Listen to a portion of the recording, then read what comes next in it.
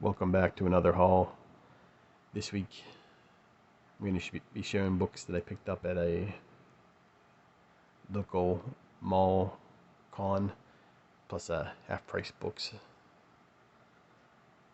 Didn't get too many comics. Uh, Being very picky what I buy right now. I'm trying to fill runs. That's my main goal right now.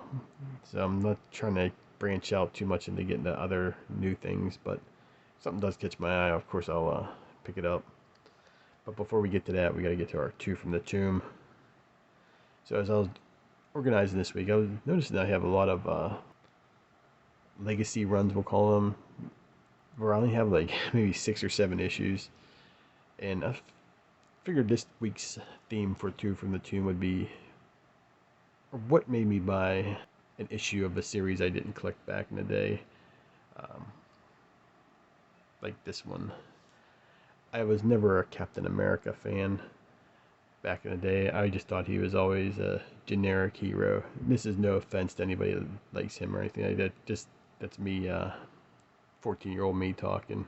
I like the character. I like him in the movies and all that. I think he's a great guy. But back then, I was more on the Punisher side. Of course, we got a nice Frank Miller cover.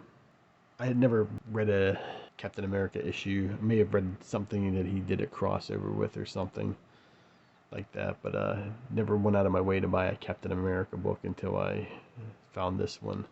Well, not technically this one. I got the original one that came out with the series. This is a J.C. Penney reprint. You can always tell for your newer collectors right there. You can see the Spider-Man in the corner, even though it still says 40 cents up there. Just look for that if you're looking for this book and you want the original. But anyways, I had never, like I said, never read a Captain America book, but I ended up really enjoying it because after I read this, and I would go on to pick up other issues of Captain America, like the Crossbones stuff. I picked that up later. I picked up anytime Red Skull was in it, I always picked it up just because it looked pretty cool. But this is the first battle between the Punisher and Cap. And I always thought this one part was pretty funny. Like, not funny in a haha way, but this part right here.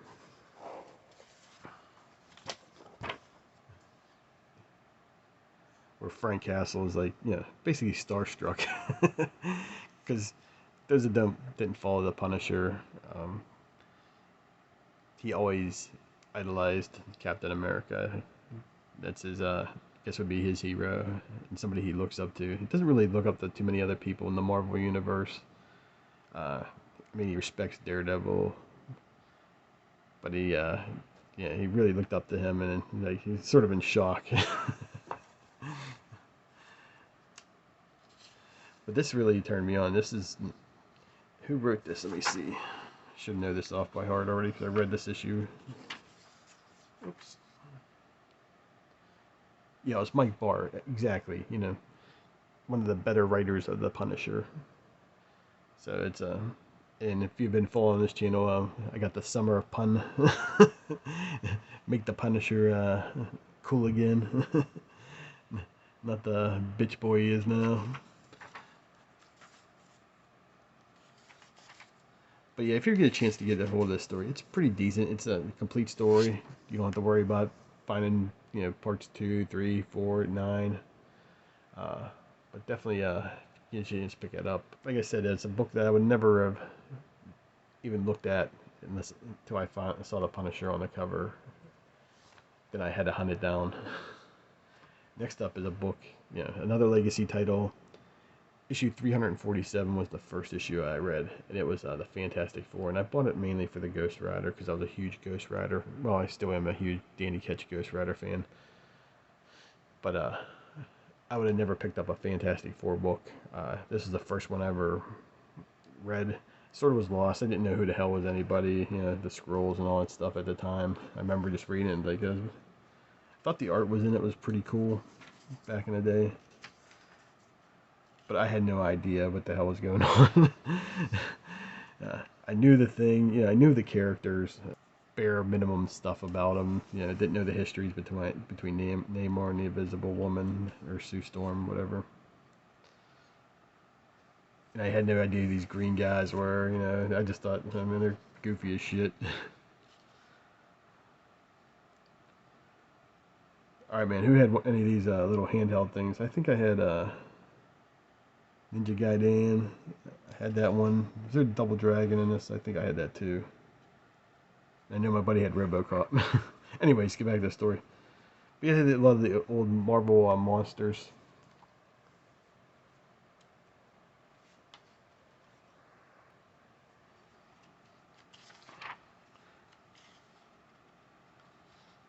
But like Spider-Man, Wolverine, and Ghost Rider wouldn't even show up until like page like 22, 23. Yeah, like this is the first part you see of Spider-Man, so sort of felt like it got robbed a little bit.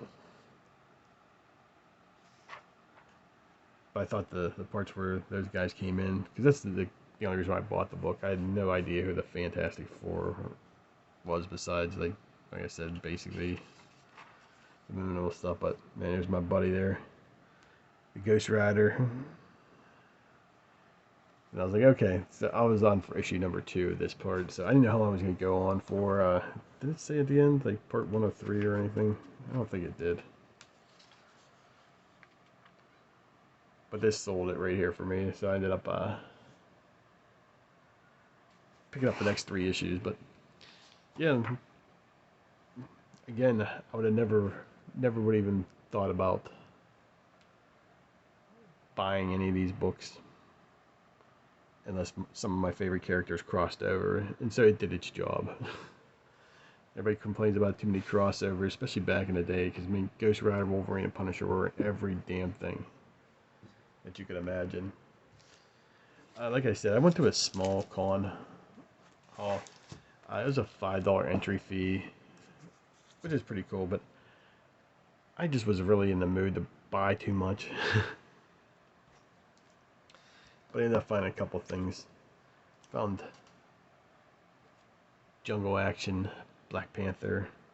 Trying to get some of the Jungle Action books, because I figured, you know, like Black Panther, the character, so I figured I'd pick it up. This is where he's fighting the Klan. This is issue 21. I believe it's part 3 of a 4-part story arc, so I'm gonna hunt the other ones down. They had one of the other ones, but it had something cut out of it. I was like, don't want to pay that much money for something that's destroyed.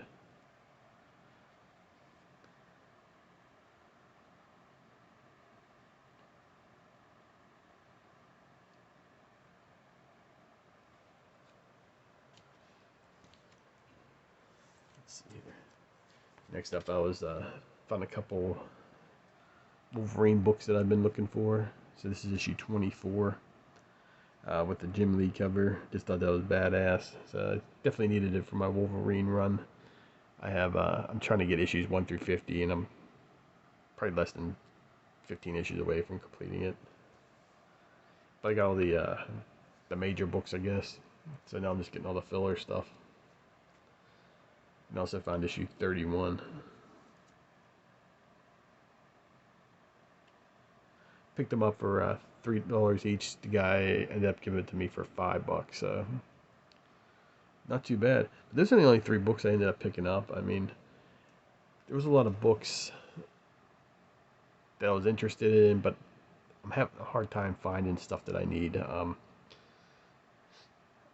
Trying to find Verotic books, trying to find the last couple of issues of Spawn that I need for issues 1 through 100. Now I'm starting to creep into the into the 100s a little bit, but I'd like to get issues 1 through 100 completed. And with being only like less than 10 issues away, I think completing that little run.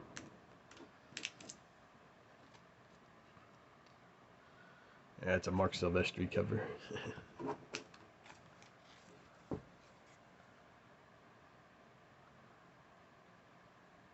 Yeah, but to me, this is when like Wolverine was like really cool. So I went to Half Price Books after that show, just to see what they had. I was looking more for trade paperbacks of the Marvel Masterworks that they seem to never have. I always find them at like shops now.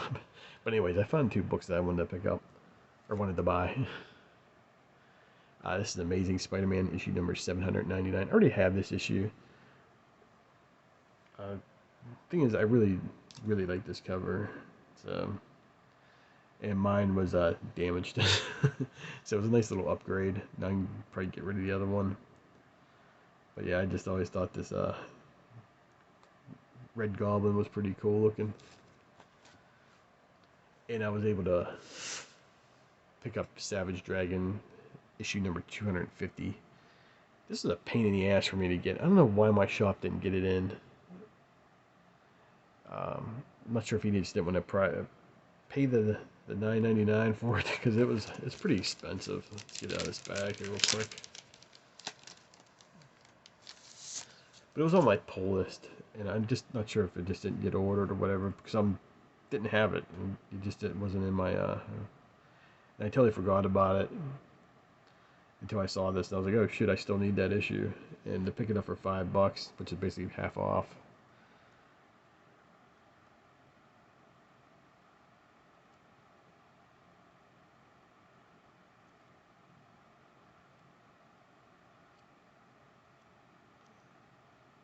So now I got a pretty decent run of Savage Dragon. A complete solid run, I should say. I think I got from 245 up to whatever it is now, 268. So, and I still been picking them off. Or like I don't spend more than $1 on any of the issues. So I know there are a couple keys or whatever, rare ones, but I usually just pick them off for $1. That was my haul for this week. Small haul. I got one more haul for the till the comic book haul season is over for the next couple weeks. Don't worry, I got a few more coming up. A few more videos that are not going to be comic book hauls, but should still be interesting.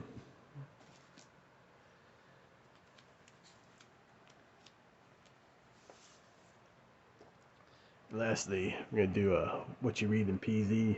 I hope to have this finished, so I'll do Aliens Genocide issue 3 or 4 this week, and I'll do 4 or 4 next week. Quick little review. Not spend too much time on it. Seems like not too many Aliens fans out there.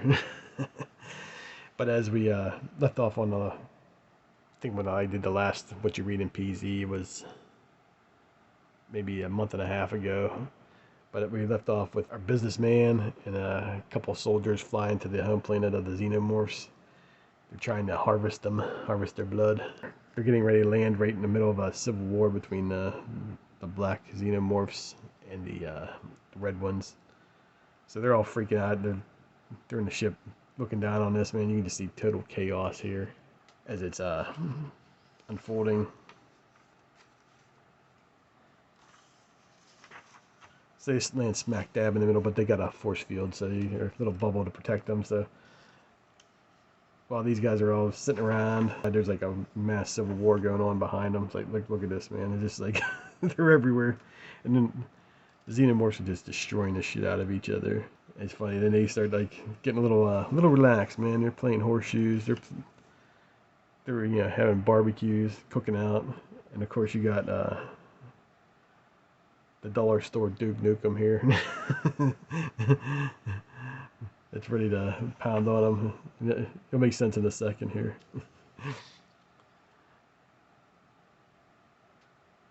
But they're all the soldiers are getting ready to collect all the specimens, I should say. Then something goes wrong, of course. Couldn't be that easy, could it? So you see our friend here.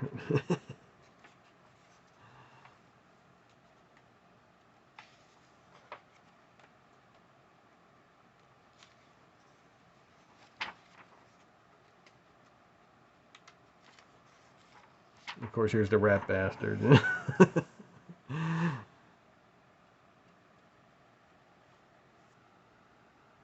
The businessman. that funded this whole adventure. It's like, hey guys, I'm coming with you, and they're like, yeah, whatever, man. No, you're not. But here's where the dollar store Duke Nukem. But of course, Mr. Grant's not gonna be said. Nobody's gonna tell him no, so he's gonna run to get his suit, and then he finds out it's been sabotaged. By who? And this is where it ends at issue 3. So, been loving this series. Uh, so far, the first 3 issues have been just really good. Of course, you got an Arthur Sudan cover on there, so that makes it a little bit, the eye candy a little bit more sweeter. Definitely worth reading if you get a chance. Especially if you're a fan of aliens, the whole genre. It's it's one of my favorite genres, like the movie slash comic books. I actually really get into these movies and these comics, and I'm can't wait to see how this ends. Will this be the end of Mr. Grant? Wait, that looks like